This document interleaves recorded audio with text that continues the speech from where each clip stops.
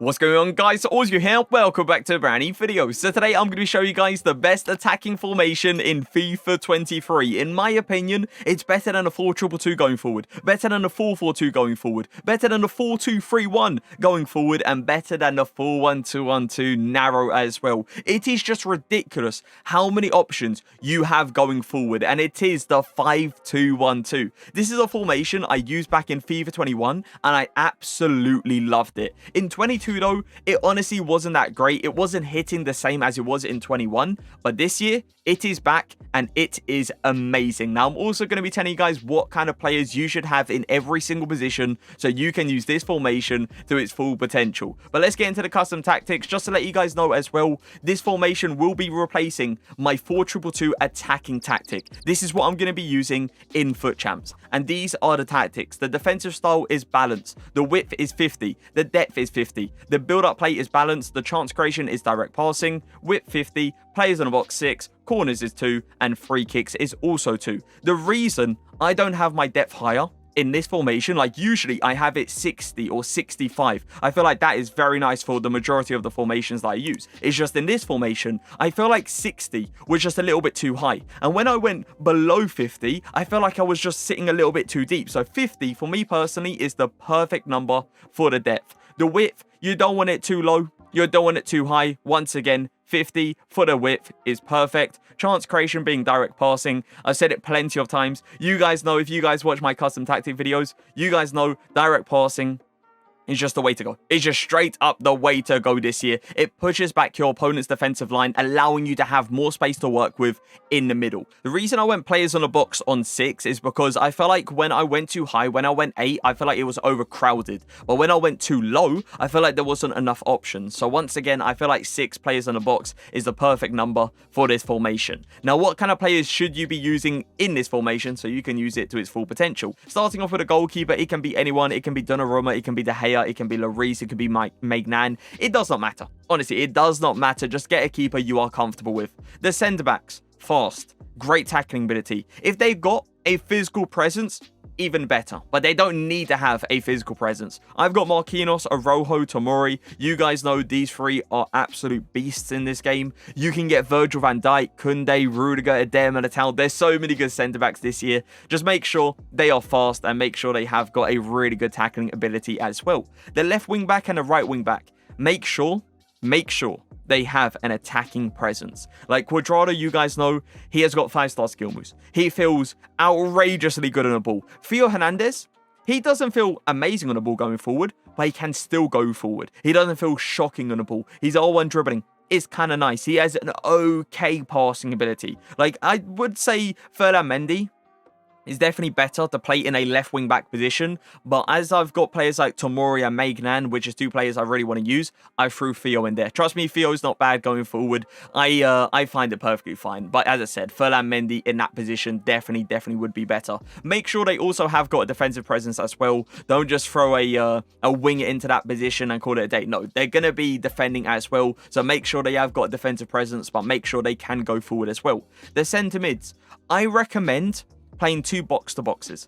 You can play 1 DM kind of player and 1 box-to-box, and it will work pretty well, but honestly, I do recommend 2 box-to-boxes. Like Kessie, you can play this guy as a box-to-box. This guy is super nice going forward, and this guy is ridiculous on defense, and Renato Sanchez is the exact same thing as well.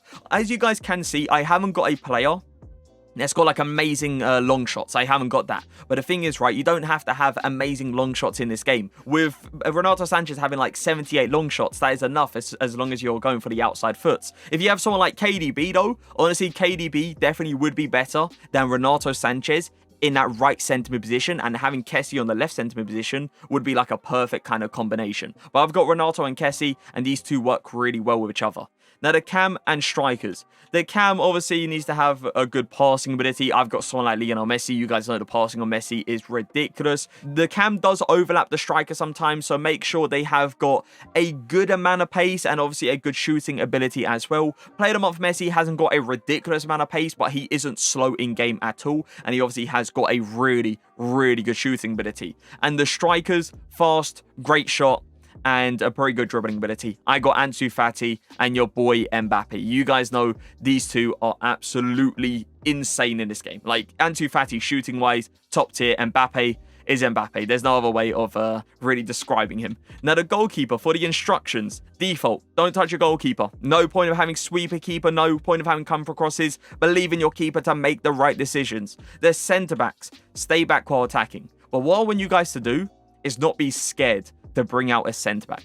Please do not be scared, all right? You want to select your centre-backs, press your opponent. Don't just sit back with them, because honestly, when you sit back with them, that's when you're going to go ahead and concede outside foot. And you don't really want to concede those cheap goals. So make sure you are pushing with your centre-backs. Obviously, not all the time. There's going to be times you need to track a run. But in most cases, get out to them, press them, try to get that ball quickly so you can go for a quick counter-attack. The left wing-back and right wing-back is going to be on join the attack, boys. Don't have anything like stay back while attacking. Don't have anything like aggressive interceptions. Join the attack on the left wing back and right wing back is perfect. It is so good. These two sprint.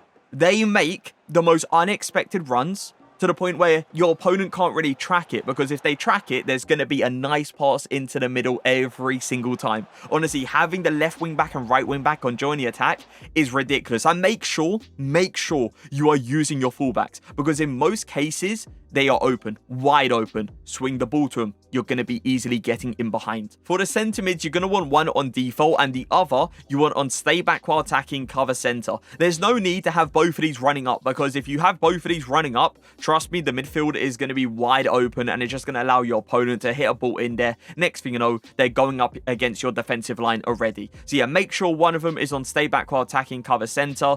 I would recommend your more defensive mid, not really more defensive, your box to box that's got a better defensive presence. So in my case, it is Kessie. You can switch these around. You don't need to have it like this. You can have the left centre mid on default and the right centre mid on stay back while attacking, cover centre.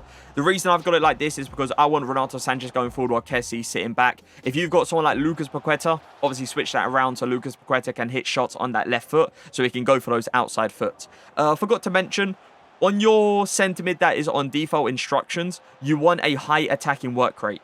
Don't have high-low in this position. Have high-medium or high-high. Renato Sanchez, high-high, obviously perfect. High-medium, though, will still work really, really well. Renato Sanchez gives me so many options going forward. He makes some very unexpected runs. Then there's times that he just sits on the edge of the box, waiting to get the ball, and I can just give him the ball, go for a bit of an R1 dribble, step over into the space, shot across goal. Next thing you know, I've got myself a goal. So yeah, make sure one of them is on default and the other is on stay back while attacking, cover centre. For the cam and two strikers, there is still this annoying glitch that has been here for years, EA. Years. I don't know how you haven't fixed this.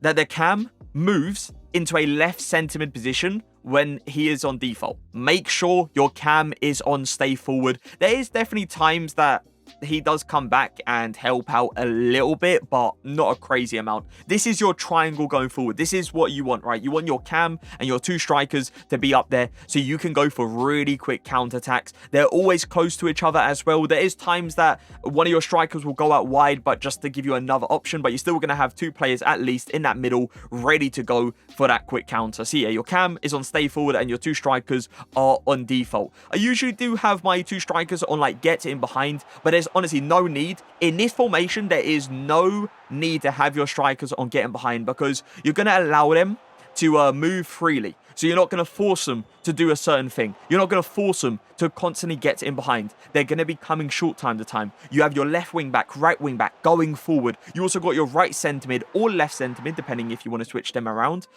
going forward. You have so many options. And this is why I'm telling you guys, this is the best attacking formation in FIFA 23, and this is why it has replaced my 4-2-2 attacking tactic. That 4-2-2 attacking tactic is good, but I've pushed it to a side. The 5-2-1-2 is the way to go. As I said, I'm going to be using it in Foot Champs. It is amazing with these tactics and these instructions. Make sure to give it a few games. You're probably not going to know how to play with it instantly. Give it a few games, get used to it, and trust me, you guys are going to be loving this formation going forward. The amount of options you have is amazing. Let me know how it goes in the comment section. I hope you guys did enjoy the video. If you did, make sure to leave a like, make sure to subscribe, and I'll see you guys next time. Peace.